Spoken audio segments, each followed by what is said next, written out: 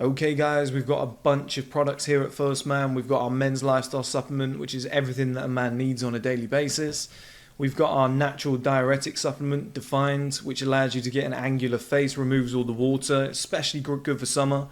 We've got our Male Advantage book, which is a paperback. You can order this, or you can get this in audiobook format or ebook format. We've got our Better Looking Man course, which I'll bring up pictures on screen now.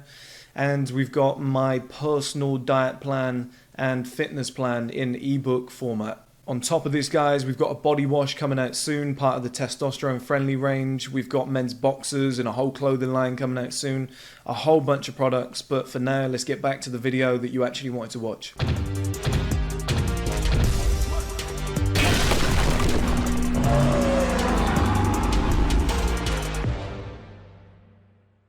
Okay guys, welcome back to another video. My videographer was here the other day and he agreed. The camera's slanted as fuck, sorry guys, I don't think you can tell though, I think it looks alright. My videographer was here the other day and one of the things I said to him, I was like, include this in your pricing to come in here with me and just like come up with a better setup. Like, just come up with a set that looks amazing, make the sound amazing, like what am I doing wrong? This is what he left me with, so I'm going to use this. I hope the audio sounds good, guys. The backdrop I think looks pretty good, you know, with the curtains and whatnot. My favourite was probably always like the First Man thing that I've got up there, the king cards and whatever, but I think this will do the trick. I think it looks pretty good. All I need to buy now is some lighting that I can put like here and there and just have it kind of, you know, booming onto me. He said close all the curtains, but because I haven't got all the lighting right now, I can't really do that. So, but moving forward, this is going to be the new setup. I think it looks pretty good. I think I might do podcast episodes from here as well. Have the camera on me and have the guest there. I don't know if that confrontation thing of like sat opposite each other works. I'm not 100% sure on that. Allows us to get all the products in frame as well. I think this works, guys. But just very, very briefly, because I mean, the mental strength is just, is not there. I don't have, I pick my battles carefully. Like I had 2 days off and I was kind of like just winding some people up. I was having a little bit of fun. I'm not interested in this beef shit. Like Drake said, there's not a lot of money in this beef shit. Like I got a few followers off the back of it and whatever, but it's not even worth my time. Okay, you guys know what I'm talking about. I'm not even gonna dig into it. It's like it was funny. It was quite funny for a little while, but it's just like it's toxic. Do you know what I mean, guys? Like mentally, it's just draining. I'm like, fuck me, I don't want that. I'd rather be sat with like friends having a nice chat, or at a meeting, or with a beautiful woman on a date. Like I don't want to be doing this fucking internet beef shit. It's just it's silly. Anyway, moving on, right? Because this is the important thing, and I'm massively excited at the moment, guys. Like wildly excited, and I'll tell you why. This might sound a little bit negative, but I kind of hate the summer. I just kind of do, right? It's like loafers and linen shirts and trousers and whatever. It's cool for a little while, but over time, I'm like, I just want to put like a coat on, some boots, some gloves, a hat. I just want to like strut around.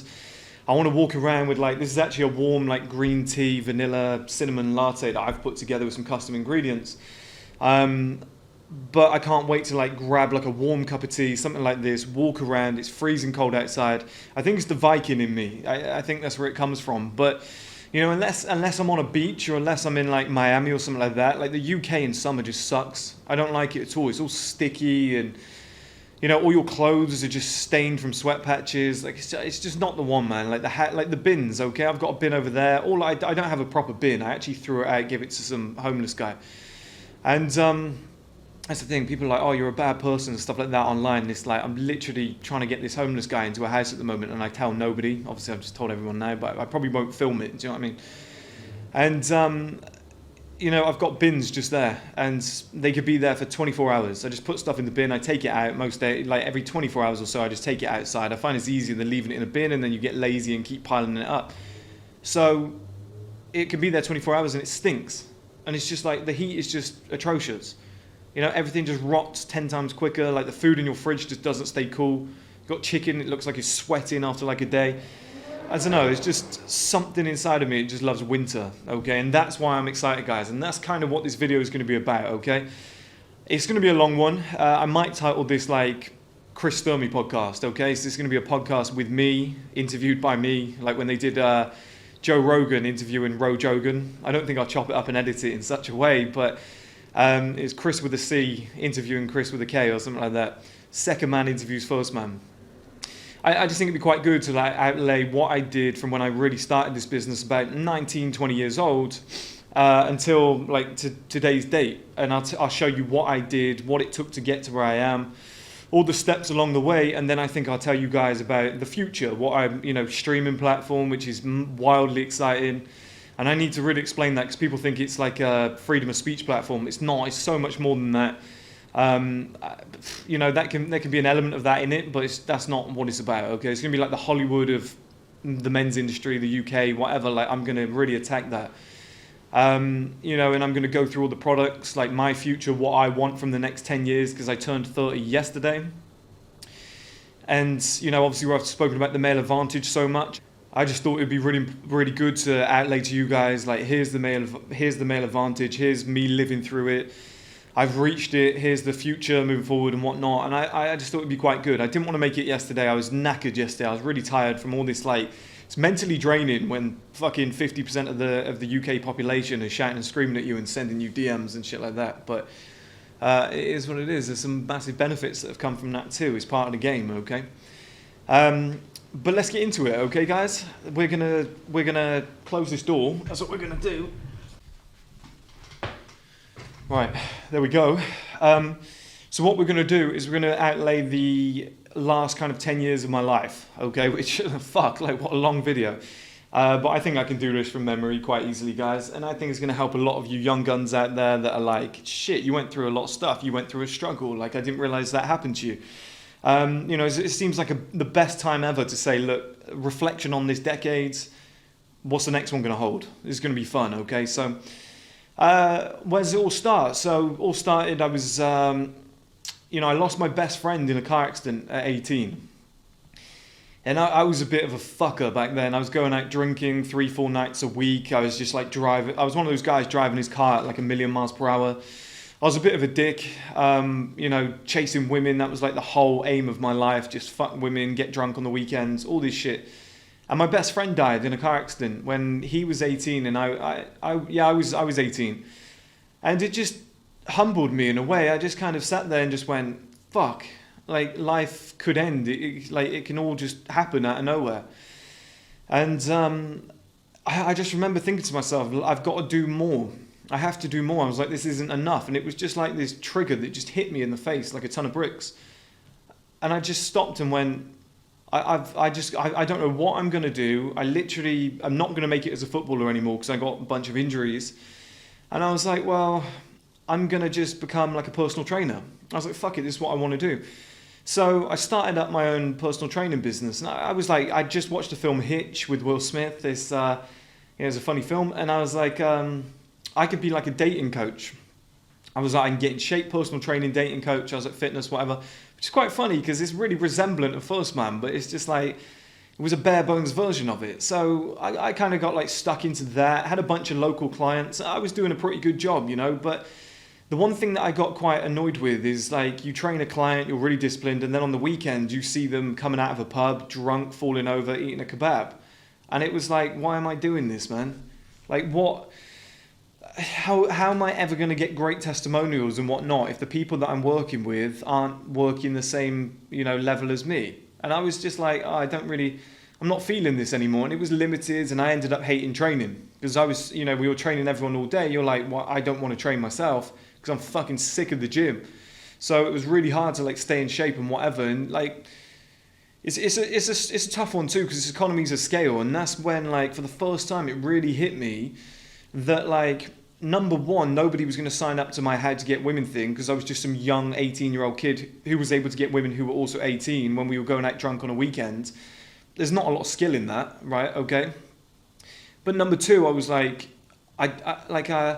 there's economies of scale issue here where like I got to a point where I was working like 8 hours per day, 7 days per week, personal training people. And I'm still not even earning that much money once I give half to the gym and whatever. I was like, this is kind of shit. Like, this doesn't really, like, how can I ever scale this up? And people are like, oh, you need to get into celebrity training and whatever. And I was like, well, I don't know, unless you're training like fucking Chris Hemsworth, like, you're not really going to make the big money. So I was like, fuck it. Like, I know I want to do something with fitness, but it's not that. So I got out of that, kind of had a girlfriend at the time, my first girlfriend, like first love sort of stuff, where it's like, she's the first, at the time, she's probably like an 8 out of 10. It's like the first unbelievable woman that you've ever been able to attract. Like, really, really super hot. Like, that you've actually been able to fuck rather than just kiss, get numbers, and nothing materializes or whatever when you're like 18.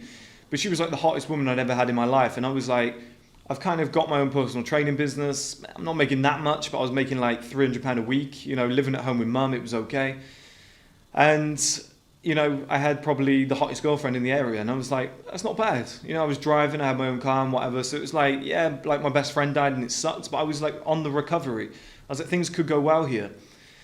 The problem is, I signed up to this thing where they were giving me like a government grant to run that business. I was like, here's what I want to do. I want to grow it. I want to create my own, you know, brand around it and whatnot. And that's what I mean. All of this was like 10 years in the making. You have to almost like think about this stuff, fuck up, trial and error, whatever, to get to where I am today. Okay. And I did this for like a year, and, you know, and had this set up with the girlfriend and whatever. And I wasn't simping because I never had that inside of me. But all the money that they gave me to put into my business, which was only like 3-4 grand, we spent it on trips, me and her. She would stay at my house every Wednesday, every Saturday and every Sunday. She'd arrive on Friday night and whatever. This was like my mum's house. We'd just stay in like a single bed together. It was one of those like proper old school romances. And, you know, just having sex with her, going on trips, getting in my car, putting the fuel in, driving places, going for meals and whatever. And it was like, yeah, it's cool, but it's not quite what I want. And I knew there was a level of frustration. And I'd wake up on a Saturday morning and I was like, I'm going to the gym. She was like, no, stay here with me. Like, she was really insecure. And I just kind of like wasted my time and money, which is where I get that story from for you guys, that women are like financial leeches and time leeches. They don't mean to be, but they love you. And like, that's where I get it from. It's all experience. And I remember there was one day we went down to Bristol together, and I was just like, and we were sat in Bristol, and there was all these like girls that were going like jogging. They were independent. They were like coming out of business offices. And I was looking at her, and she was beautiful, but I was like, you're so immature. And like, we were coming out of the car park, and I kind of, on the way out, I was like, can you just jump out and go and pay? No, I don't, I'm scared. I was like, oh my God. I was like, just fucking go. Like, it was annoying me. I was 19. I said some horrible stuff. I was like, just fucking go. You're getting on my nerves. So she went over there, and then I saw a sign which said it's only like you need, I think it was like change only. It was back then you couldn't use card for a lot of shit. It's like 10 years ago. So, well, 11 now. And I like waved at her to get her attention, to like say, hey, come and get some coins. And she looked back at me and went, and waved. And I was like, this girl, man, is just brain dead. I was like, I can't. And she was really smart, but she's like brain dead in common sense. I was like, I can't do this anymore. So I ended up ending it. But here's what I didn't anticipate. Women are very fucking good at post-breakup shit. Post-breakup stuff, they're fucking experts, because they've had like 4 relationships by the time they're like 12 years old. And I wasn't ready for it. And what she did is she went off with a guy. What's his name? He actually lives around here, which I didn't know. What's his fucking name? Scott Reddin. Right? If you search Scott Reddin, he was a MotoGP professional rider. Okay, so I had this shitty little personal training business, and she's this young, beautiful 19, 20-year-old at that time. By the time we broke up, I was like 21, 22. And she's gone off with this like superstar celebrity, and I was like, fuck. And he always wanted her at school, but she was like, no, I'm not. And then as soon as he's famous, like, she's jumped in ship. And I don't think anything ever materialized, but she basically just did it to piss me off and make me jealous, but it worked, okay? And I lost so much sleep, and I was stressed out of my balls, and I ended up getting to the point where I was like, I want you back, let's get back together, thinking that she'd just say yeah, and she was like, no, I've moved on, I'm quite happy. And I was like, oh, do you know what I mean? It was like really wounding. Why have I got so many buttons undone? Oh well. And I was just like, fuck, that hurt. And then because of that level of stress, I got something called telogen effluvium, which was my hair. That's when all my hair fell out. And I had a long like streak here of hair just falling out, and my hair was super greasy. So it looked doubly thin, and I aged about 10 years overnight. And I was like, oh, it's temporary. I don't know what it is. Bit stressed. I'm not sure. Like, it's something weird's happened. I don't know what it is. So, and I was masturbating hard as well, because I was like really, like, if I masturbate to her pictures, I'll get her out of my head. So it's just like that. I was depressed as fuck. Do you know what I mean? Like, that's never good.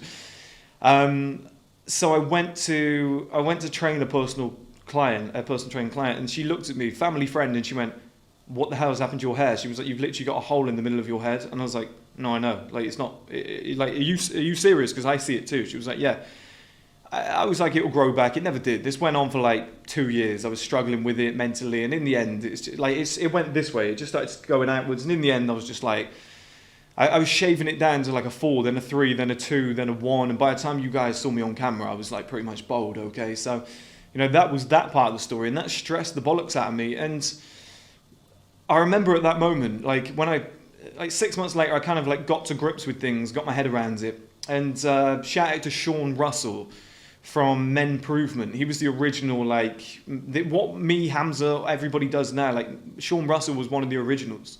He had a blog, and it was getting like 1.2 million unique visitors per month. He was massive. I don't know what he does today, but Menprovement was huge. And he was like one of the first to talk about like nofap and cold showers and all this shit. Like I think Rollo Tomasi's like the don of our industry. Like he's one of the oldest ones. There's another guy, I forgot his name, but then I think like Sean Russell doesn't get any credit, and he deserves it. And I emailed him, and I was like, I was one of you guys. I was like, you've inspired me to do my own one and whatnot and all this stuff. And it's funny. And he got back to me and was like, thanks, man. Really, he's a cool guy. And, I was like, I want to do a podcast with him and all this stuff, but it just like, obviously it never materialized because I wasn't on that level. And I was just like, yeah, whatever, man. Like, it doesn't matter. But he inspired me to like do my own stuff. And because of what I was going through with the like losing your hair, and it's funny because you see on like TikTok and stuff now, girls are like, why are all these like self-improvement guys? Why are they all bowls? It's like, because you almost have to go through something negative to find self-improvement.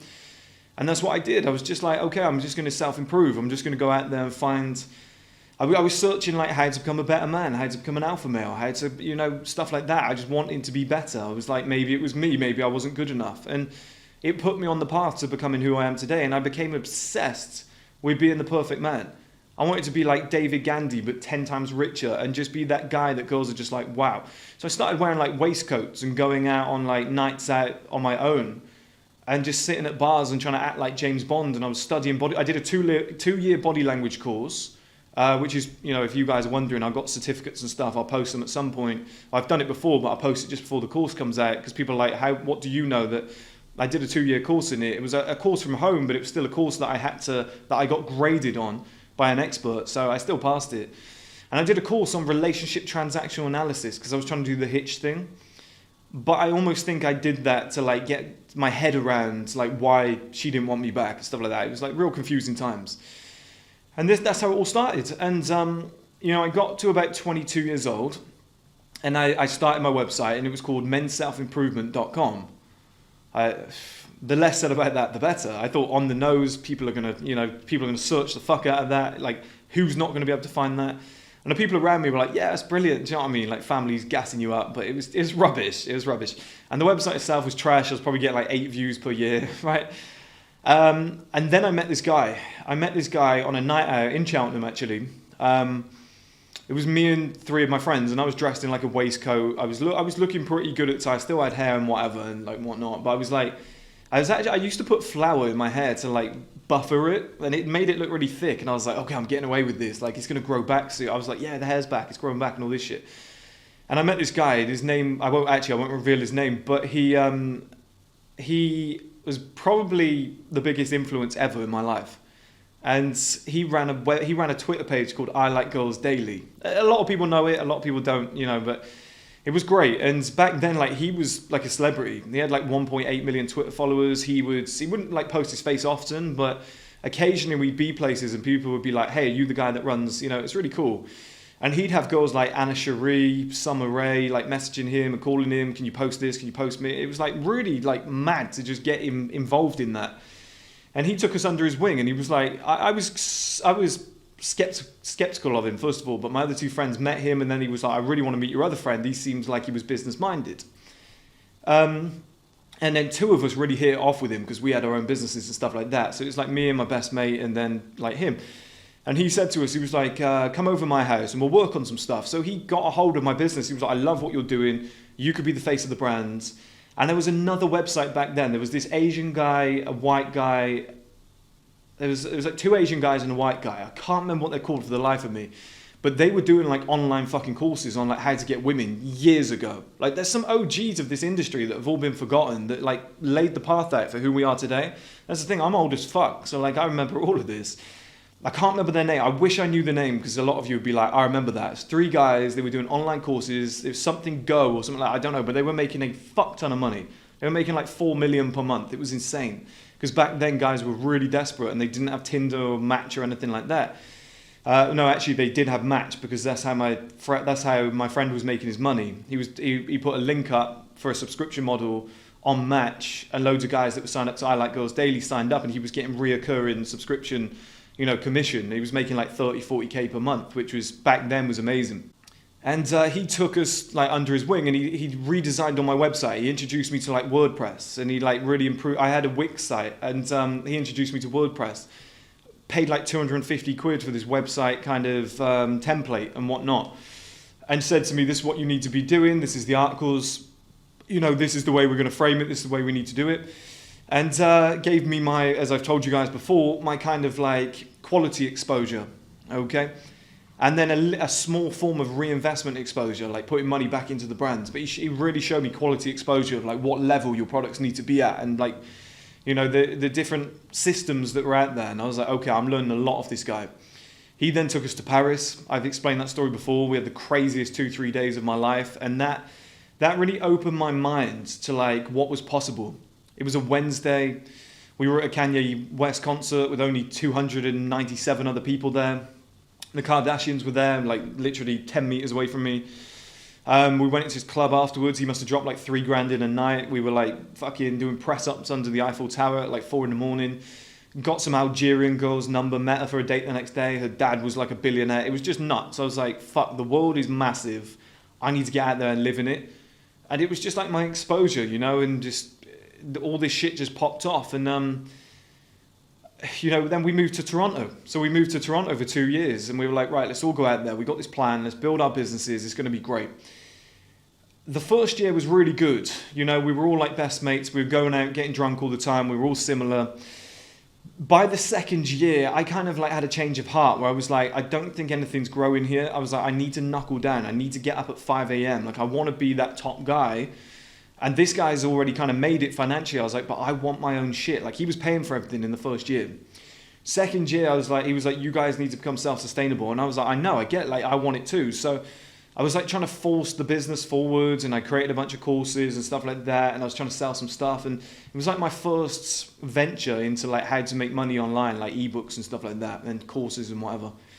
And the quality wasn't quite there from me, but I tried it. Do you know what I mean? And I was just writing articles. I prided myself on like working my bollocks off, and it was more, rather than getting results, it was more like what I was learning from that experience. I managed to get this business. It was called MSI College. He renamed it MSI College. He was like that men's self-improvement college. Like it was because we were trying to do courses off the back of it, like those guys. It made sense at the time. And some of you may remember from the early days, like what the channel was called. And I managed to get the website to 250,000 unique visitors per month. And we called ourselves the largest European men's lifestyle brand in the world. Like that's basically what we framed ourselves as.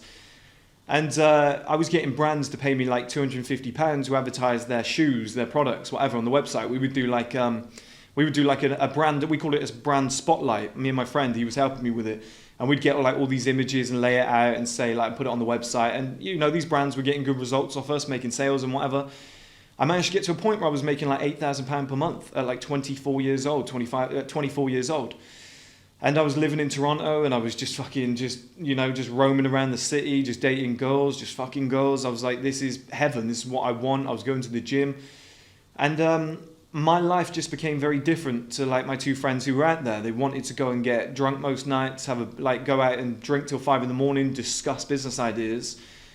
which is fine. But I was more about like getting up at 5 a.m, going to the gym, and then actually like really pushing forward with the business and just working my balls off. I was priding myself on that, and I wanted to be that perfect guy. Do you know what I mean? But I was trying to figure it all out. It was difficult. And then sadly, my dad got stage 4 cancer.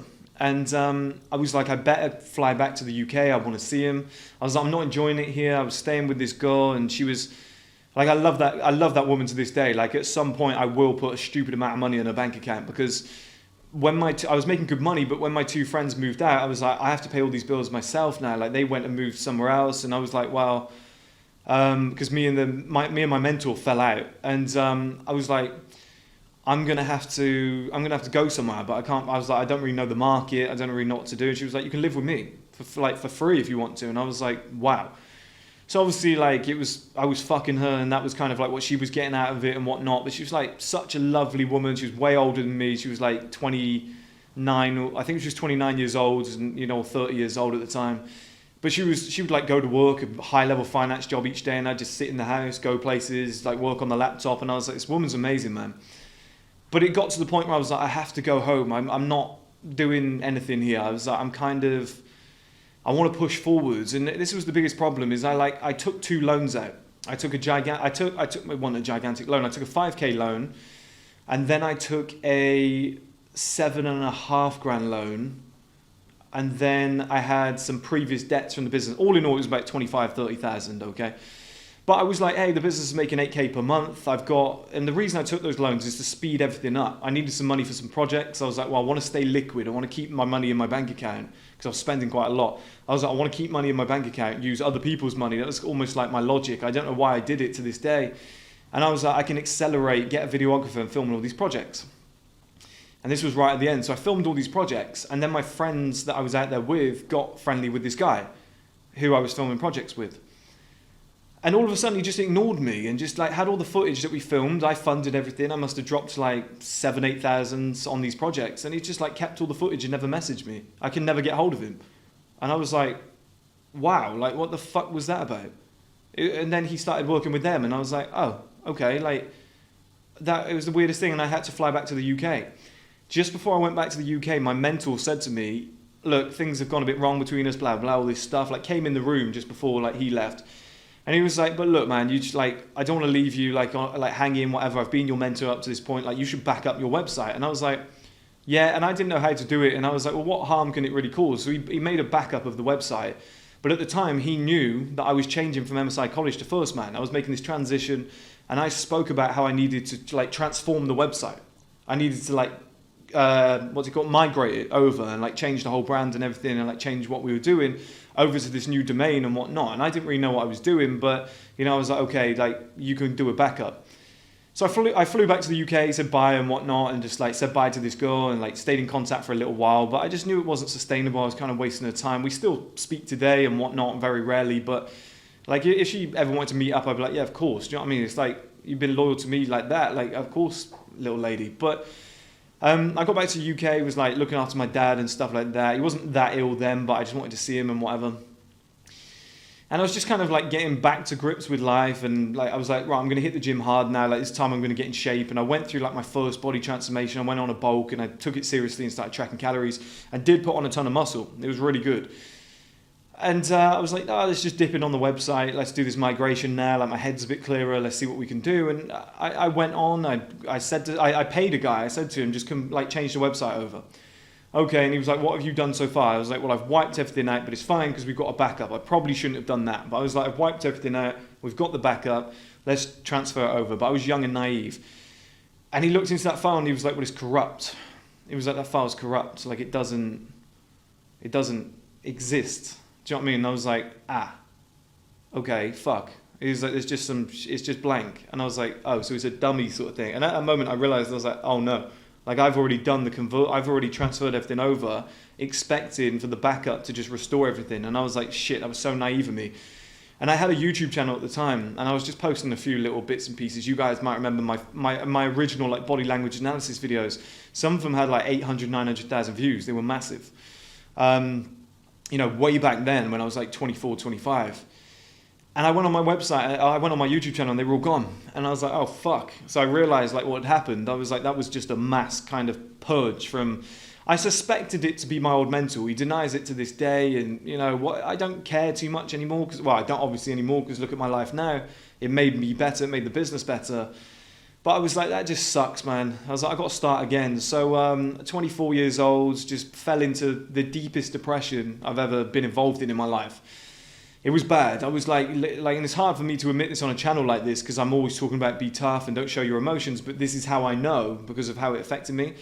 But I was like leaning against the wall in my bedroom and I was just like flooded, like floods of tears and just like hiding it from everybody. I was just like, just leaning against my wall and I was just like, I'm fucked. Like, I don't know what to do. I was like, I'm crippled by this. And, you know, the gym kind of kept me alive, so to speak, because I had a few moments where I went on top of high buildings and really considered it and was just like, nah, like you can figure this out, man. I was like, you just know. And I like went on long walks with like my mum and stuff like that and like other family members and friends and they were just like having a chat with me and I was trying to get it all out of my head. And I went to a counsellor and this was almost the trigger, right? So I went to a counsellor and I said to her, day one, I was like, we'll do 3 sessions. I was like, if we do more, I'm going to get addicted and whatever. And I was like, that's not it for me. I was like, session 1, I'm going to vent. You're going to listen. I was like, session 2, you're going to give me what you think is the solution and what I should go away and do. Session 3, we're going to close the book and we're going to clean this up. We're just going to wrap it up for good, but nail in the coffin and be like, okay, finalized, let's move on. Session 1, vented, got everything out, whatever. Session 2, she really dug deep and told me what I needed to know. And then she told me at one point, it was this one line where she said to me, here's the thing though, Chris, she was like, you've, wanted to be a professional footballer. You tried to start businesses, you were doing well. She was like, you've been the fastest, the strongest, the best footballer, like the one at school that got all the girls and stuff like that. And she was like, all your life you've been the best at everything. And she goes, but the thing is, she was like, it's okay not to be the best at everything. And I just went, like all the weight just went off my shoulders. It's like something clicked in my brain. And I was like, fuck, she's right. Like, it's okay to lose. It's okay to suck at stuff. Like, I was so competitive where I was like, everybody expects me to be a superstar in it. And I was like, do they though? I was like, who cares if I don't? Like, who am I trying to impress? And at that moment, I was like, I'm going to do this for me. And I went, like the 3rd session, we closed it off. And I said to her, I was like, I don't even need this 3rd session. What you've said has cleaned it up for me. I was like, I feel great. I went home, hit the gym, got the, because I didn't used to be on camera back then. I wasn't like making videos with my face on camera, but I was making YouTube videos all the time. Every Wednesday I was making one and then I was writing articles and I just grew the website again. I just started I started making videos and whatever and the business grew. But it got to the point where I was like, these debts that I've been left with are crippling me. And I ended up having to sell like my camera equipment because that's the thing, I bought all this camera equipment thinking we're going to be filming all these projects and whatever. Like I was basically trying to do the streaming platform 6-7 years ago. This is or 6 years ago. It was mental. So I had to sell all that equipment. I had to sell my car. So then I'm sat there and I'm like, when I was 21 years old, I had a beautiful girlfriend, I had a car and I had a decent life. I was like, now I'm in crippling debt, I'm 4 years older, I've got no hair, I look like shit. I was like, these girls don't even want me anymore. I was like, she's probably moved on and looks amazing. And I was just like, fuck, how has this happened? I was so like gutted, but the depression stage of it had like kind of somewhat passed. And I was like, right, I know I need a job. I was like, but I don't want a job in my area. I was like, because it'd be embarrassing. I was like, everyone's going to be like, oh, he was supposed to be some superstar and look where he is now. So I applied for jobs in London and in my secondary inbox, this random thing came through and I just went for the interview. I got there and like, it's just these 2 Indian guys, like British Indian guys, Ravi and Sanjay, who are like 2 of my best friends to this day. I talk to them all the time. And Sanjay loved me because he was a salesman. He was a bit of a shit talker, and he was like, "You're the same as me." He was like, "I can see that in you." Ravi was more professional and was like, "Oh, I don't know about this guy," but I blagged it, as they know, and I got the job, and it was like 16,000 per year. It was terrible, but the promise to me was the commission will be good. Okay, the commission will be great, and I was like, "Well, I'm a salesman. I'll sell the fuck out of this. This should be easy." So within a month, I was just like kind of getting really good at sales. I'd met my girlfriend, the one that I always talk about that like sometimes stays here with me, and it was ex-girlfriend now, but she was my girlfriend at the time. We ended up being together for like 4 years. And I built a life in London and it was nice. It was nice for a little while to have some stability and not, you know, and I slacked off with First Man. I would write like an article once every 2 weeks. I would occasionally try and film a project, which I did. You know, I did the Ches Russ projects. I did one with Justin St. Paul, you know, but they were sporadic. It was like one every, you know, I did a project, that gaming project. Like I went to the Call of Duty event. Like I was just trying to come up with anything, just trying to drive the business forward. I was trying to do the streaming platform again back then. Like I'd been trying to do this for years. And yeah, like just over time, just kind of living, because I had the debts and whatever from the loans, like I was living on the breadline. Like I got my wage up to like 19k, and then I got another job, managed to get it up to like 40, 50k, right? And it became a lot more settled. And that was like the first time in my life while I was in London where I actually had spare money. And every month I was like, I actually have £1,000 spare. And before that I was like breaking even every single month. And that girl stuck with me. She was like a straight 9 out of 10. Like she could have left me, do you know what I mean? She could have gone off with anybody else. And I was just some like skinny, fat, kind of balding guy with a big beard. But she stuck with me and she loved me for some reason. It probably saved my life, do you know what I mean? It probably just kept me focused and whatever. And I was like, do you know, I realized like the importance of women at that point, which is why I have the other side where I don't want to hate women and whatever. But what I did realize is that by being with her, I wasn't being the normal me. I wasn't like massively... I went through a big bulk and my body transformed and I started looking really good. But then like COVID hit and the gyms were closed and we were kind of sat at home and, you know, and I was like, what can I do with my life? Like it's not really, like things aren't really clicking, they're not really coming together. And I just realized like we're spending a lot of time together with the dog. A lot of my money's going on dates and whatever. I was like, I've got this spare £1,000. I want to invest it. So I pulled away from the relationship. And where I wasn't going to the gym, I started looking really bad. And you guys have seen it. And it's like the first ever videos. I was like, I need to start making YouTube videos. I'm going to do it. And overnight, I was like, I just did it, right? And I invested in crypto. I invested in Sand, Mana, and Engine Coin. And then a little bit later, I invested in Sol, okay, which Solana, which, you know, was a massive trigger later on down the line. But I just said, like, we were planning to come back to Gloucestershire to be with my dad because I knew he was going to die. And I was like, I need to have like the final like 6 months or year with him. We don't know how long it's going to be. And with COVID, it was like, we don't know if our jobs are certain, like we're paying all this rent, this is just stupid. And we were like we can go back to Gloucestershire, have a small little house for basically, like it would be so easy to afford. Our bills would be low, we can save up like 40, 50k each or whatever. You know, like extra on top of like what we were saving at that time. I was like, we could do that so quickly. Like we could build those funds each, maybe come back to London and buy a house. That was like the plan. The day before we left, I was walking across a bridge. I remember it like it was yesterday. And I turned to her and I was like, I'm going to go on my own. I was like, we should break up.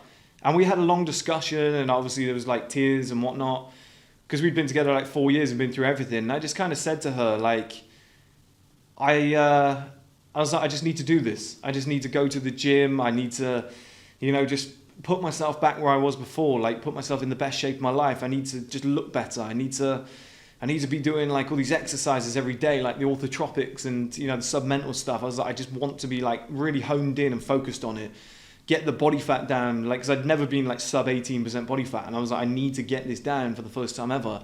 And this business needs to succeed. I quit / got fired from my job because I stopped working hard and I knew I was going. So they paid me off about 8k. So all in all, you know, what I had managed to save was about 20k. And I was like, okay, that gives me like a year and a half. I can easily like live on that. So, you know, I did that for like 6 months, struggled, you know, like really was like, fuck, like this is a grind. I was getting low views on my videos on YouTube and stuff. And I realized YouTube was where it's at this time, not the blogs. So I really went like hard on YouTube. I was trying to make like 2-3 videos a day, put them out as often as possible. And I was just in the gym, just trying to get in shape. I was like documenting my gym journey. A lot of you guys may remember, you may have seen those like old garage videos. And I was just like, right, something's going to pop off at some point. I was like, but the money is dwindling. I was like, this is getting risky now. And I remember I made I'm trying to think what came first. Okay, yeah. So like some of the cryptos popped off, but then Solana like really popped off. And that basically gave me enough money to be able to live that lifestyle that I was living where I was just at home for like 5 years. I was like, this is amazing. I was like, I get to work from home every single day, go to the gym, I got spare time, I can wake up when I want, I can do what I want. I was like, I've actually got money now. So that took all the pressure off. And that's when I framed myself and decided to like start telling you guys, look, I'm not some millionaire, whatever. I was like, I'm just some guy that managed to find a way to earn a full-time wage from home, from a computer. I was like, if that's not cool, then I don't know what is. And I was making, because I put some of that money back into products and whatever, and obviously where it bought me time, I was like doing ebooks and whatever. So I was making like 1,500 to £2,000 per month, which is obviously like average money, if not worse than. But you know, my bills were really low, and I had a shit ton of money in the bank that was going to allow me to have 5 years. That then gave me the platform, because I was like, I want to make my own supplements. And that's when I created, guys, the Men's Lifestyle Supplement. And it was around about September. So we'd come around full circle a year, and we got to like September. And I think I'd already released a little batch, like 144 of them, because that was the minimum order that, you know, a US company allowed me to do. I think that was back in like December, January, like a winter period. I did like pre-orders, went a little bit wrong. Like, it's just learning the ropes, right? And, you know, I had to like learn all the forms and the EU custom stuff. It drained me big time, but I got 144 out the door. The only problem was I didn't anticipate the import tax from America, and I ended up losing about £50 or making £50. And I was like, it is what it is. They're out on the market now. They got a reputation. People really liked them. They were good, but let's improve them. And somebody messaged me and was like, what you should do with your supplements is this and this and this. You should look into this. You should look into that. And I hired a bunch of experts and really improved them and got them to an elite level where it was like, this supplement's legit now. It actually works. It cost me a little bit more, but I found a UK supplier. And I remember I dropped, so bearing in mind, guys, I probably had at this point like 80 to 90K in the bank, okay? And I took a gamble on like, I think I paid like 20,000 for like 1,000 supplements, because it was like a first order. It's like a massive risk to it, and I knew I wasn't going to make that much money and whatever, you know. That was a bit of a risk, but I remember I piled that cash in and I was like, this better fucking pay off. Sorry, that was supplements, that was the Male Advantage book that I paid for as well, and it was a bunch of other investments in equipment and stuff like that I made on the business, doing up the garage and doing like all the weights and whatnot. And I was like, okay, let's actually invest in this business. Let's do a little bit of promotion and whatever. And I was doing some YouTube ads and stuff like that as well. I was like trying to push that forward. And, you know, like I said, it got to September and I just turned, I think I was 20, I think I must have been like 28. Yeah, I think I was 28 years old, I think I was. And I remember thinking to myself, fuck, I'm already a year older, like this is nuts, like time's like flying. I might have even just turned 29 actually. Yeah, I think I was 29 actually, guys. I think it was only last year when I come to think about it. So yeah, it must have been. And then September, it was just like, boom, 13K in a month. So where the fuck did that come from? And I felt mega rich. And I came to Cheltenham and I was sat having a cup of tea, a coffee, whatever. I was having some food. I remember I said to my mum, I was like, we've struggled all our lives, like let's go out and enjoy ourselves. I made a fuck ton of money. We're really wealthy and whatever. I was gassed off it. You know, so so we went and did that, had a great day, and I came back and I was like, things are going to go well now. Things are going to go great. What I didn't anticipate is how quickly the stock was going to go out. So I ran out of stock and I was like, shit, I haven't restocked. And I was like, oh fuck. So it was like a big business lesson. I was like, oh no. So I ended up being out of stock for like 4 or 5 months, you guys will remember. And then they came back. They came back in stock. And I remember I made 30,000. I think it might have been March. I made 30 grand in a week. And I was like, this is nuts. And that's when I started producing all the other products, what you guys have probably seen in the last like 6 months or so. So that's what I mean. It's been so recent. You know, and everything just really popped off. And I was just stashing all this money away, making all these new products, as you guys can see today. Decided, you know what, I want to get a better place. I want to start a podcast. Moved into the penthouse, got the car, got a whole bunch of stuff, reinvested in the business, and like since April until now, I've put 184,000 back. 184,000 back into the business since April alone. You know, that's mental, guys. And it's just like, I've just decided I'm going to reinvest like crazy because I can see where this is going. Because it's not even been a year since I had my first big payday. That was September. Mid-September too, so still a long way away, still like 6 weeks away. Or no, sorry, it's still like 3 weeks away. So I was just like, well, let's reinvest heavily and let's just see where this business goes. And that's exactly where we are now. We're exactly in this position. That's basically all caught up where, we've got an established business, an established brand. We've got this is moving into the future now. We've got like the boxers coming out soon and they look amazing. We've got the body wash coming out in like 2-3 weeks, which is testosterone friendly. Like 1,000 units of that. We've got 2,000 more men's lifestyle supplements coming back in stock. A new testosterone dedicated supplement, which is it's almost like a legal steroids with all natural ingredients that you can only take for like 3 months. You've got to cycle it. It's all proven studies of the only ingredients that have got back in and proven studies of like actually boosting testosterone. And I've put the exact dosages in that was in those studies. So it's like this thing's going to be a beast. Because people just called for it. They were like, we want a testosterone specific supplement. So I was like, never really wanted to do it, but the right ingredients came around and I was like, okay, let's do it. I've got people coming on this podcast. I'm featuring on other people's podcasts. All the shit that just recently popped off where I was getting I ended up getting like 40 million views in a week on TikTok and stuff like that. So it's just like, guys, this just come out of nowhere. Do you know what I mean? People say like overnight success and all this shit. It's like, it's pretty much somewhat what's happened. And like, probably since like I was getting girls before and whatever and stuff like that with the male advantage, but it's just like since like March, April, it just became like intense to the point where you've got like 8s, 9s and 10s just like calling you up, chasing you around, want to go on a date. It's just like it happened out of nowhere. It was like the exact male advantage. Do you know what I mean, guys? So just like women, money, the assets, the lifestyle, whatever. It's just, like I said, since like September was good money. But then, and I said to myself, I was like, the one aim that I have with this business for the next 12 months is just to stay in stock with all products. If I do that, I'm going to be a millionaire.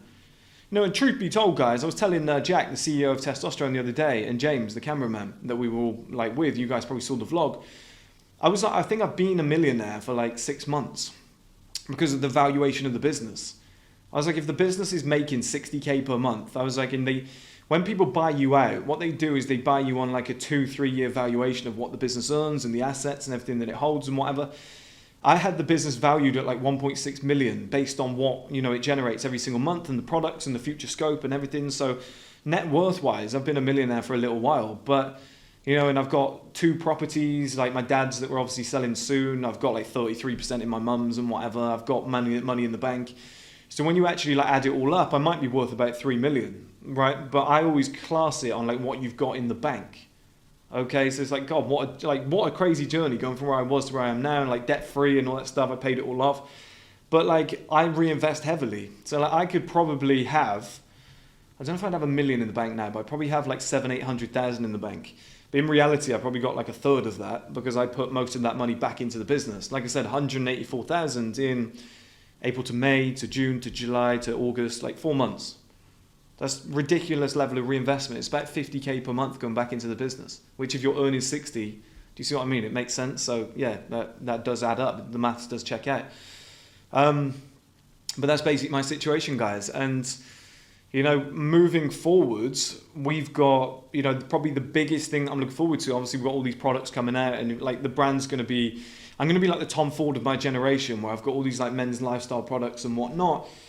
But the biggest one, as you guys know, how is that still steaming hot? Was not expecting that. The biggest one, as you guys know, is the men's streaming platform, which we probably need like 20 minutes just to talk about that, okay? And like I said, I've had this plan for like probably 8-9 years now. And I've attempted it along the way multiple times. I've just never had what I've got now in place. So it's costing me 60 grand to build the platform itself. Now, to begin with, like a lot of people say it's a freedom of speech platform. You're just going to try and imitate what social media is doing. That's not it, guys. That's not it. Like, I want to make proper Hollywood level movies. I want budgets of like 100, 200 million for certain films.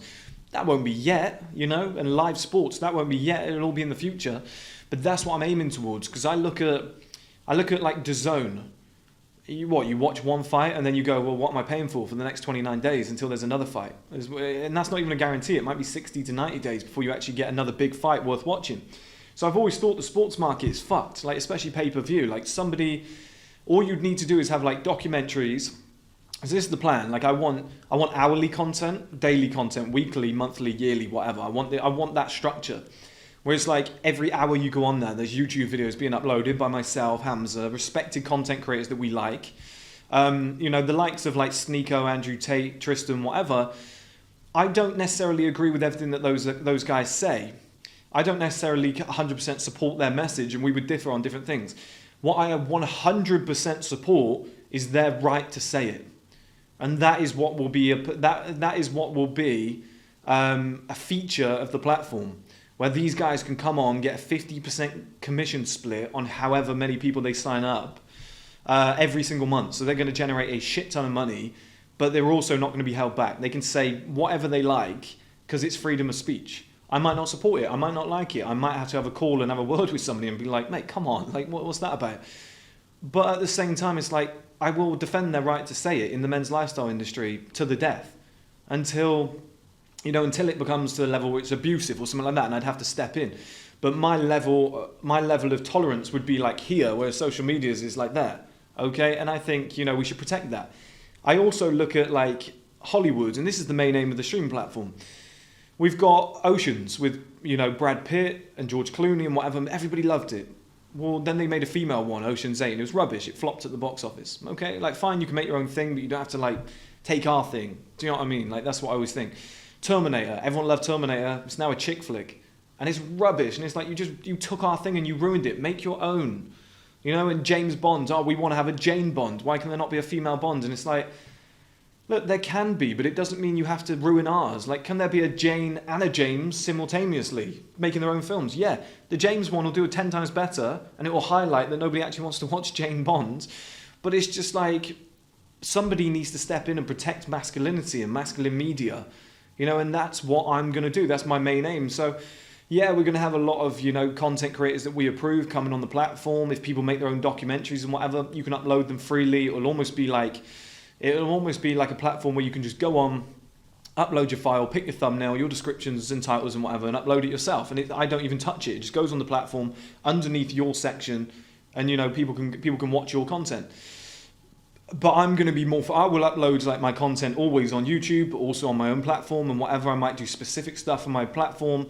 I'll definitely do like the first piece of content probably has to be me and Hamza podcast. I think it just has to be, right? As like a defining bang, stamp of approval, this platform's here. I think that'd be amazing. But the majority of my time, like I'm going to set aside a 50, 60k budget on top of the 60k that I've put into the platform. And that's going to be for 5 or 6 documentaries and one-off features. And I'm going to aim to do one per month until the release date, which is going to be around about January. And that's going to have like 5 or 6 really solid documentaries on there, which I'm going to do a poll later, so watch out, guys. Or I might just speak about it and just list everything in a community post. And I'm going to allow you guys to vote on what you want filmed. Okay, we might do like a table or so, I don't know, like we did before with the Tommy Shelby versus Ragnar Lothbrok thing. We might do something like that where people can vote for what content they want to see first. And I will pay for like the first 5 or 6 projects to be done, and we will release like 4 or 5, 6, probably 6 documentaries or one-off features, plus a bunch of podcasts that are going to be, high-level podcasts, like quite rare features, on the platform, along with people's YouTube content and whatever. So every hour you might have a YouTube video coming on from like me or Hamza or Sneeko or Tristan Tate or Andrew Tate or somebody like that.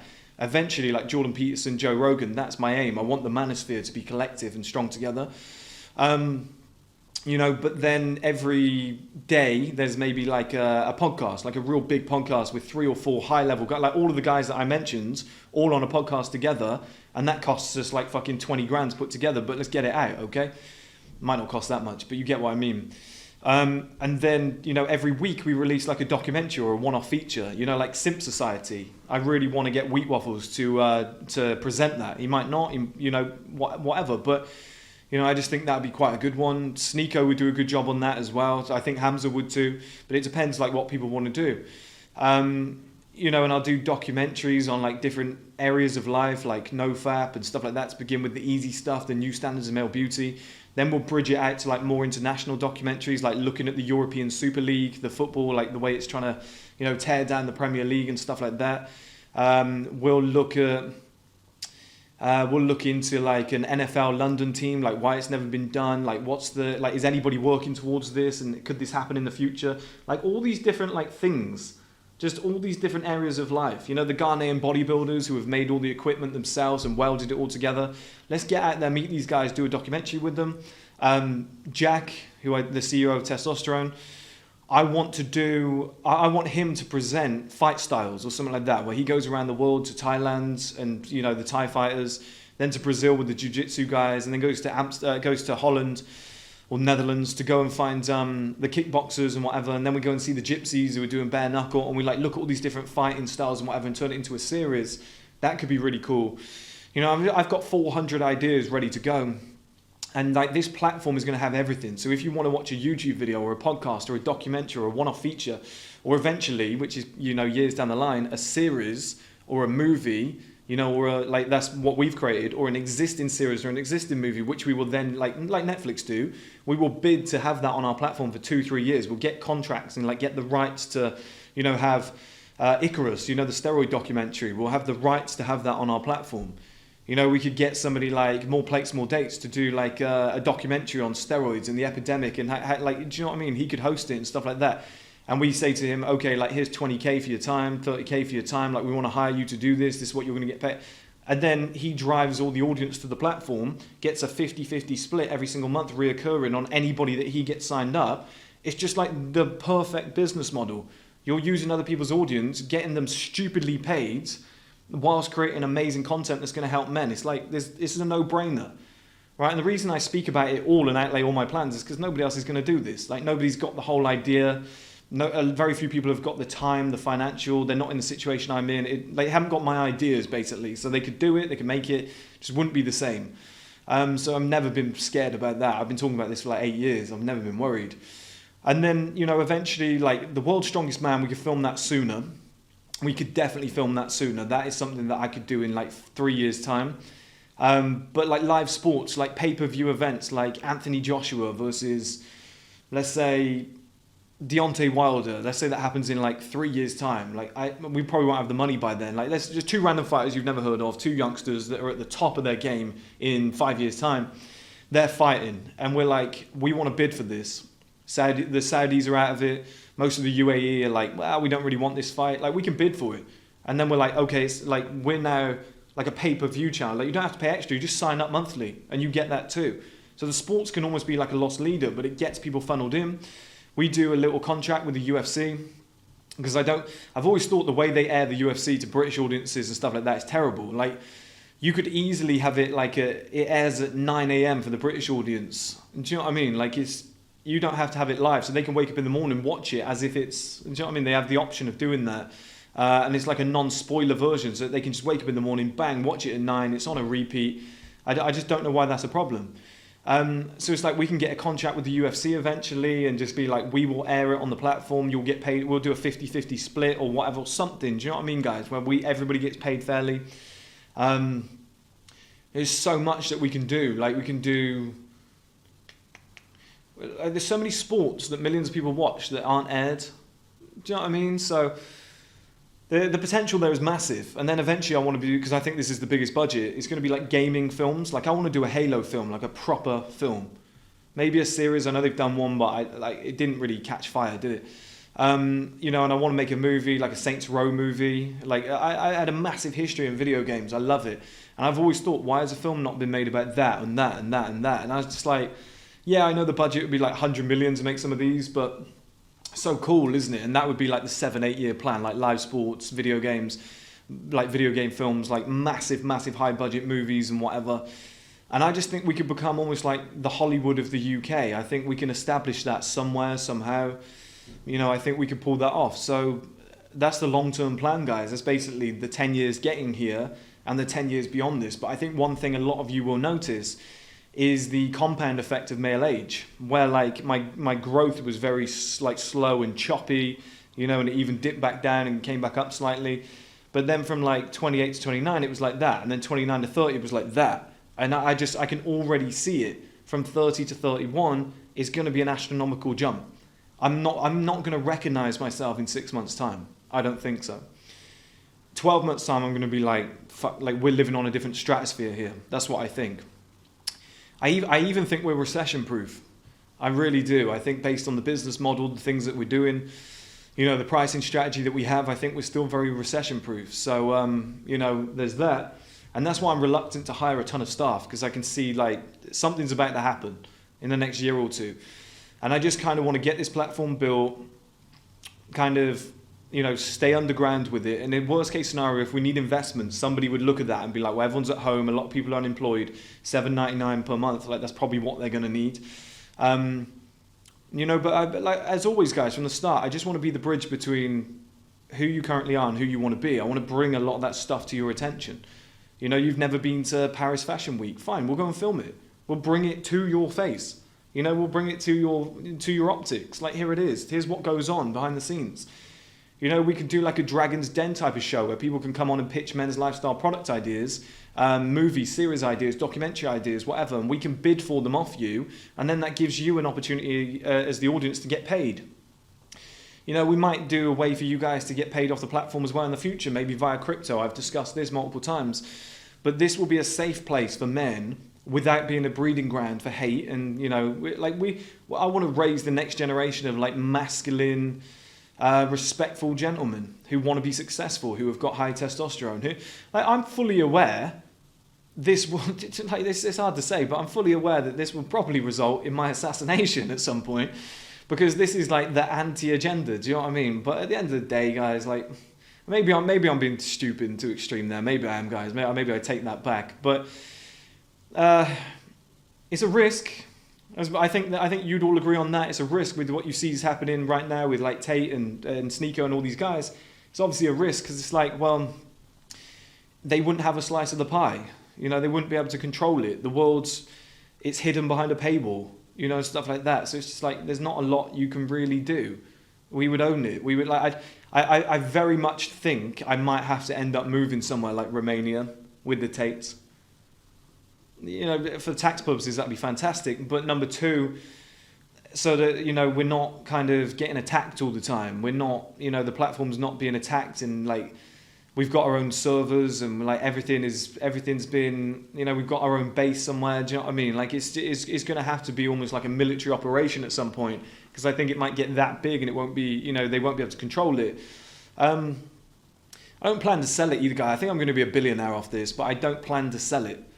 I plan to run this for as long as I can, almost like Dana White, but I will get to a certain age where I'm like, and this is the other part, this is for me personally, like I'm 30 years old now, I'm in no rush to settle down, I'm dating a lot of beautiful women, I'm enjoying my life, I've never had a better sex life, I've never been happier with how my life's going. But I want to like travel more now, I want to go abroad a lot more, I want to go on a lot more trips. I am looking for like solid women or a woman in my life that I can just kind of like hang about with. Do you know what I mean? She's that one high quality woman out of like the 10 that you're sleeping with who are already the 10 best out of the 100, 200 women that you've met. It's like you pick the one best one and you just kind of like hang out with her, chill with her, all that sort of stuff, take her on trips and whatever. There's like a little stability there that's like kind of creeping into my mind. Will I get to like a 6-month point and be like, I'm kind of bored of this, I want someone else now and whatnot? Who knows? But hitting 30, there's a little part of that where you're like, everybody I sleep with now, everybody I take on a date, I want it to be meaningful. I want it to be serious. There's got to be true intentions off the back of this. It's got to be like, okay, she's got the ability to be the mother of my children. Like, I've got to be thinking that way. Like I said, I don't think men peak till they're like 35, 36, 37 completely. Like, that's the ultimate peak. But I'm looking out for that now. I'm aware of it. I'm like, okay, I'm in my 30s. I'm in my prime. Like, things are going well for me now. I've got the power here over the majority of women that I meet. It feels like it's swung, the tables have turned in my favor. Well, I know it's like that because I'm experiencing it. And I'm like, okay, let me actually like keep an eye out for a real good woman here that fits the criteria. Like I said, like the way it works, she's gonna have to be roughly like 10 years younger. It just works better long term. It keeps both parties interested. You have equal value. She's gonna have to be beautiful, intelligent, high level. Do you know what I mean? Believe in what I'm doing, want to take a back seat and push me to the moon. So I'm just looking out for it. Like, where's that perfect individual coming from? Who's the best candidate to fill that gap? Because at some point I'm going to want to have kids, and that's going to be closer to 40 years old. But it's a lot of fun coming in the next couple of years. It's going to be streaming platform. I'm probably going to move out of this place, go to London, and move into like a legit big proper penthouse, probably gonna have like a bunch of supercars, bunch of holidays. Do you know what I mean? Like it's gonna be a little bit mental. And I think the products and the quality of the brands and videographers and like day vlogs and weekly vlogs and whatever, and people, people can see inside my life and going to meetings and going on a podcast and like traveling the world and designing this product and whatever. You guys are going to see that high level content. I'm 30 years old now. It all needs to be more professional. Like there's people in place in the company now dealing with all the emails, dealing with, all the kind of like financial side of things, the legal side of things behind the scenes at the moment. So it's like, yeah, this is going to form into a real business. And that's why I don't know why I'm speaking on it again, but I don't want all this crap that's going on online at the moment. Some of these TikTokers and YouTube reaction accounts, like, look what I've just laid out there. Look at my plans moving forward in the future. Like I'm trying to dethrone GQ and be the main men's lifestyle brand.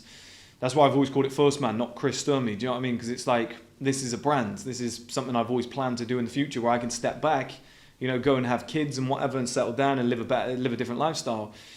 And all of that can still run. Do you know what I mean? You're still making money off it, whatever. You can step back and the brand is still successful. That's always been like my plan if I ever get fed up with it. But you can see like the high level ideas that are being planned here, like the sheer scale of ambition that's being planned there. 30 to 40 is going to be mental. I think I'm going to look back and be like, that was a ride. That was unbelievable. Like 20 to 30 was pre-season. As I've told you guys before, I was growing. I was getting to that point.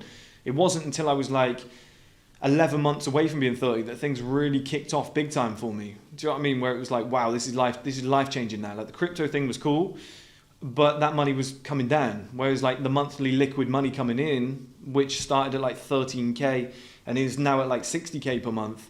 It's like, wow, that's a game changer. Like I seriously think we can hit like 300K per month by the end of this year. But what I mean is like in another yearly cycle, when I turn like 31, I think we're probably going to be earning like 300K per month. I'd be shocked if we weren't. It might even be more. I might be underselling myself there, the way it's moving so quickly.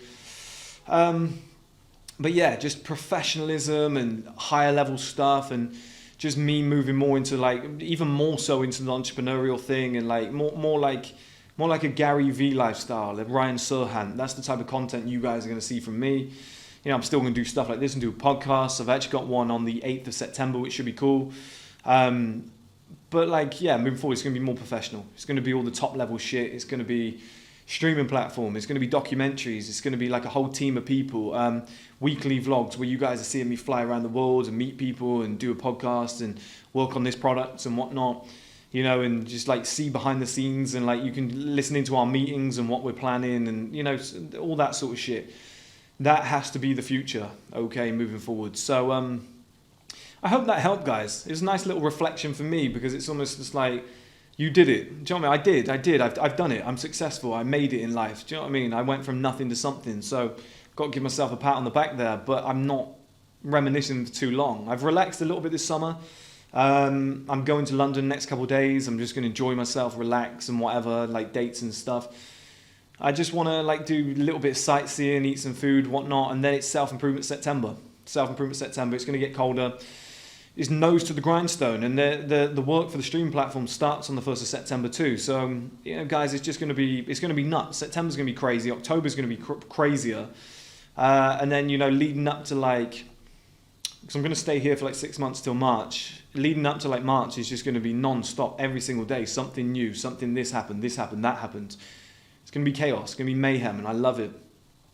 But yeah, I've relaxed a little bit. But it's a nice little reflection for me, and I hope it's helped you guys, because you can look back and go, oh, I messed up like that, Chris, actually. Oh, you did actually like get your heart broken from a woman and stuff like that. It was a weird way to do it, but you got your heart broken. Yeah, like, oh yeah, your life went like that, and then you built it back up, and then you struggled, and then it came up. And it only really popped off with the aggregation of male age, and hard work over time, the compound effect. So I think for a lot of you young guys that are like 22, that are like, shit, my life's going nowhere, I feel like, or even 25, my life's going nowhere, this is like, I don't know what to do. I was like 28 before I saw proper results, and it was like 29 before I thought, okay, I've actually done something decent here, I've got a real business. So it just takes time, guys. All this stuff takes time, and then once you get there, it's exponential. Like every leap is like 10x, 10x, 10x. Like it's very plausible that I could be making like 10 million per year by the end of this year. Do you know what I mean? It's very plausible that after that I'm worth, like a year later, I'm worth like 100 million because of the stream platform. And then it's very plausible a year after that you're chasing billions. Like, life can just go little steps, bigger steps, bigger steps. Like, if you get one and you times it by two, and then you times it by two, and you times it by two, like, it only takes like 32 steps apparently to get to like a million. I think that's true. You know, 1 penny times two, 32 times is a million. I think that's what people say. And that's what it feels like. That's what male life feels like. Just feels like you're timesing it by two every year. And then it's like, God, last year was a leap. Fuck me. That was like, I'm a different human being. Like, I've gone and got like SMP, got my body fat down. I've got my exact body that I require. I've got successful supplement business, like kind of hygiene and grooming business now. Like body wash and cleansing, stuff like that. Successful like clothing business about to like spark off. We've got courses. I'm a published author. It's like, who the fuck saw that coming?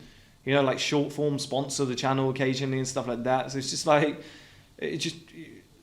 you almost have no idea where it's going to go. And then this roadmap pops up and then you're like, we've almost got too much going on. We've got like 4 members of staff. Like last month we had none. Like, how the fuck did that happen, right? And it's just nuts, guys. And you just got to stay in those trenches and trust in the process. And this is why the journey's so fun. I know that now. And 20 to 30... Looking back, I enjoyed the journey, but I'll be honest with you, it was more bad times than good times, a lot more. And I was quite negative, and I changed my mindset, and things went well. Okay, I didn't really enjoy the journey that much. I really didn't. Looking back, I'm like, fuck. I wish I did. I wish I stopped in the moment and enjoyed it more. But 30 to 40, I'm going to enjoy the fuck out of it. I'm going to enjoy every single day. Like, how can I not? Do you know what I mean? Look at the privileged position that I'm in. You know, thanks to you guys that got behind the brand. Obviously, like, I work my bollocks off, and everything that I do it for men. I do it to improve men. It's not like I just create products and they sell. It's like the men's lifestyle supplement was needed. I put a fuck ton of money into it, took some risks with it. I've improved it again. We've added some K2 to it, which is great for immunity. You know, and like the body wash is helping with your testosterone levels. The boxers help men with bigger legs who go to the gym and it's uncomfortable. It starts chafing your groin. Like, everything that I do is to help men and to like push for, like, the streaming platform is a platform for men. So it's like, yeah, I think it is all deserved and whatnot. But yeah, like the next 10 years, I'm going to enjoy the fuck out of it. I'm really going to have some like thriving years. Charity work for men, for women, everything. Do you know what I mean? I just want to get stuck into everything. I want to be like a high level philanthropist. I want to be a top level entrepreneur. I think by the time there's a lot of pressure to put on yourself. You know, people say, I want to be a millionaire by 30. Okay, I think I actually pulled that off, really. Like, if you want to do it on net worth, I did it comfortably.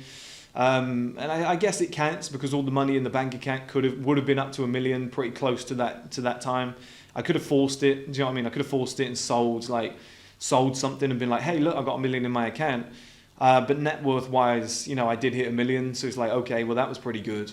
But then at the same time, I think it's a punt because billion is so far away, but I think a streaming platform is like the easiest way to probably become like a billionaire outside of like coming up with some tech company. Do you know what I mean?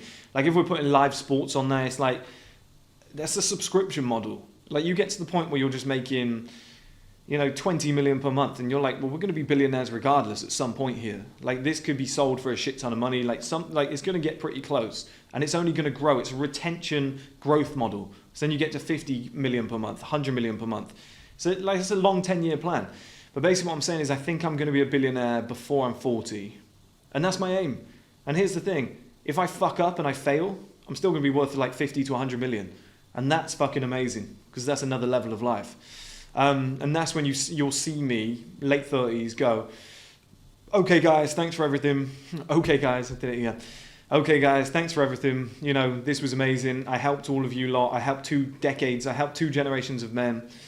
Gave 20 years of my life to this. I'm going to go and have my own family, settle down and do my own thing now.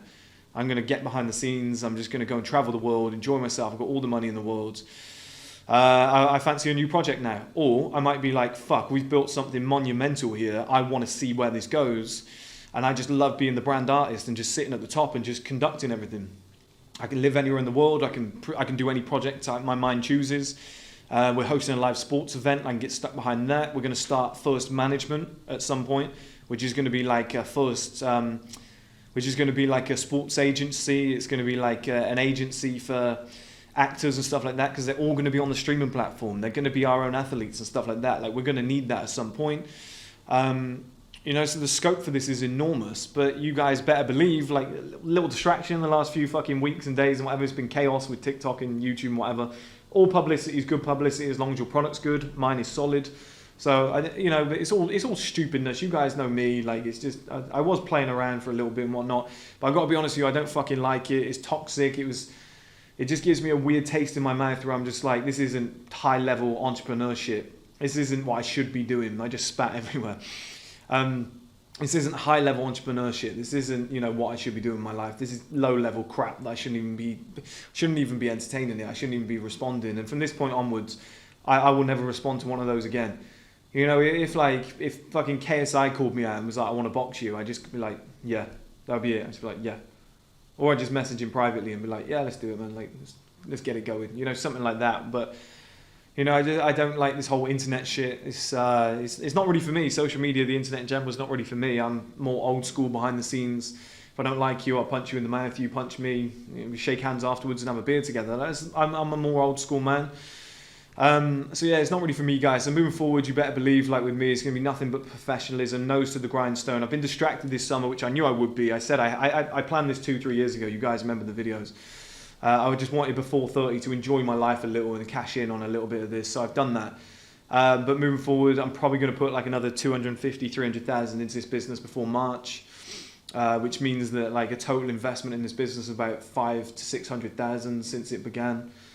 Oh God, my voice nearly went. You know, so nothing but professionalism, guys. Nothing but good content. I just want to help you lot. Like, I'm so focused now. This needs to get colder because they're lying. They're like, oh, it's 23 degrees today. It's not. I'm pissing sweat. It's absolutely boiling. It's bullshit. So as soon as this all gets like cooler, I remember that I think it's going to start raining on Friday. I'm going to start working heavily before that, but it's like streaming platform starts, a lot of the products come out.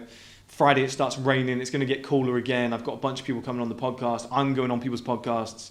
It's going to be really fun, like some of the information that's coming in the future. I'm so excited, guys. I don't know if you lot are. I want to say like thank you for the last like 10 years. Not all of you have been here that entire time. Some of you have been here from the MSI college days, like 8 years ago on the blog, which was insane. But yeah, moving forward, it's going to be fun. It's going to be really fun, guys. I'm looking forward to it.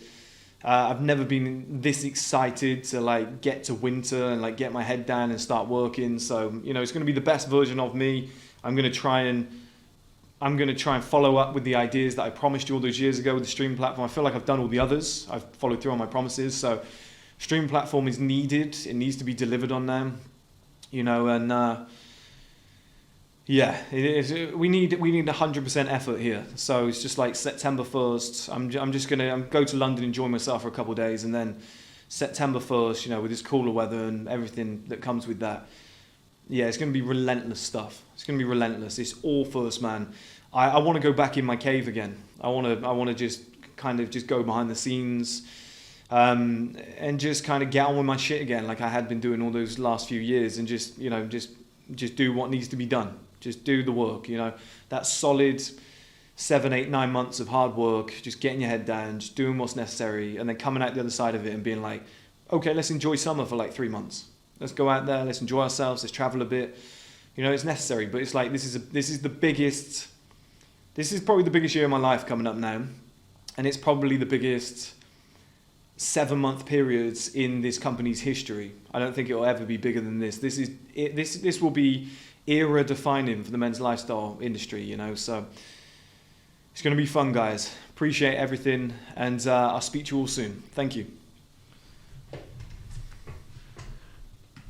Okay, guys, we've got a bunch of products here at First Man. We've got our men's lifestyle supplement, which is everything that a man needs on a daily basis. We've got our natural diuretic supplement, Defined, which allows you to get an angular face, removes all the water, especially good for summer. We've got our Male Advantage book, which is a paperback. You can order this, or you can get this in audiobook format or ebook format. We've got our Better Looking Man course, which I'll bring up pictures on screen now. And we've got my personal diet plan and fitness plan in ebook format.